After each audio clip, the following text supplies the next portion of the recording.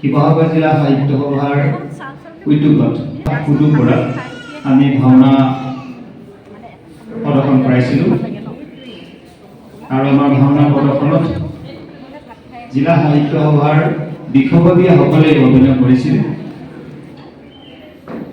ভাওনাভাগী প্ৰদৰ্শন কৰাৰ পাছত আমাৰ মনত থকা দুখবোৰ গুচি গ'ল আৰু আমাৰ মনত ইমান ভাল লাগিলে, ইজনে সিজনক শান্তি সম্প্ৰীতি বাঢ়ি গ'ল, আমাৰ মনবোৰ প্ৰফুল্ল হ'ল ভাওনা প্ৰদৰ্শন কৰাৰ পাছত।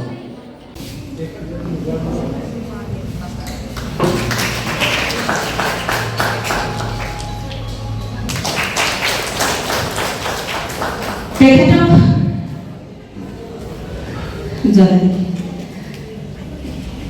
জনাইছোঁ।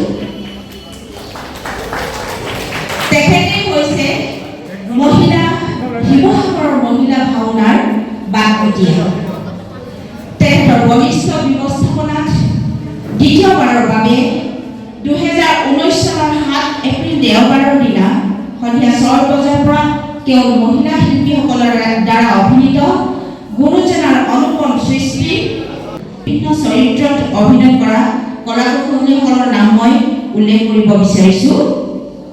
সূত্ৰত অভিনয় কৰিব আদ্ৰিজা গগৈ, নাৰায়ণ স্নেহা বৰুৱা, পৰশুৰাম বিনু দত্ত, ৰাম শিখাপ্ৰিয়া দাস, লক্ষ্মণ ৰাজশ্ৰী বৰুৱা, ভৰত ৰাজশ্ৰী দত্ত, শতৃষ্ণ আদ্ৰিজা গগৈ, বিশ্বামিত্ৰ দেৱলক্ষী দাস, বিশ্বামিত্ৰৰ শিষ্য ৰাজশ্ৰী দত্ত, বিশ্বামিত্ৰৰ দ্বিতীয় শিষ্য অন্বেষা গগৈ, দশৰথ মৰমী ভূঞা, দশৰথৰ মন্ত্ৰী ভানু গগৈ, জনক পূজা দাস, জনকৰ মন্ত্ৰী ৰিমজিম বৰা, তাৰকা মন্মী দত্ত, মাৰিচ জয়শ্ৰী বৰা দত্ত, সুবাহুৰ চৰিত্ৰত অভিনয় কৰিছে আইনু গগৈ নেওগ, শতধনু চৰিত্ৰত অভিনয় কৰিছে নিহাৰিকা বৰুৱা, চন্দ্ৰকেতু মীনা কৰ্মকাৰ, পুৰঞ্জয় অঞ্জিমা পাঠক, কুমুদাক্ষ মুনু শৰ্মা পাঠক, ৰজা সুন্দৰ আমাৰ দেৱকলা গগৈ বাইদেউ, সীতা অন্বেষা চুতীয়া, সুনয়না প্ৰিয়ানিকা দাস, মদন মন্থৰা আৰাধ্যা সন্দিকৈ, কনকৱতী ৰীতা নেওগ।